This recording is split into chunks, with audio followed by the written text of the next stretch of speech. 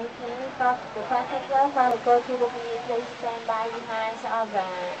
big boat. And in due time for the may be about 30 minutes. And it's not gonna arrive here 30 minutes also. Look at its coat. And it's about 10 minutes before we get back on the big boat. Please come stand by on the beach or the contact our staff. And please check your friends and your group before you come back on the big boat. And if you have any questions, please contact our staff behind afterwards. Thank you very much.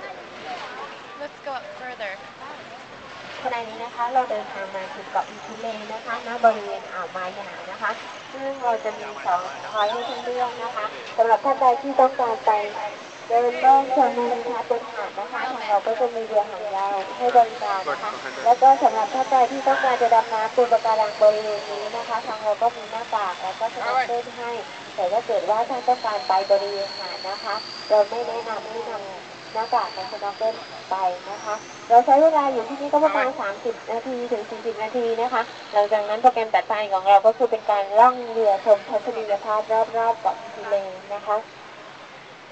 ท่านใดที่สนใจหรือต้องการที่จะไปบริเวณหาดนะคะก็ให้เตรียมตัวบริเวณท้ายเรือได้เลยนะคะถึงเรือหาดเราก็จะมารับท่านไปนะคะ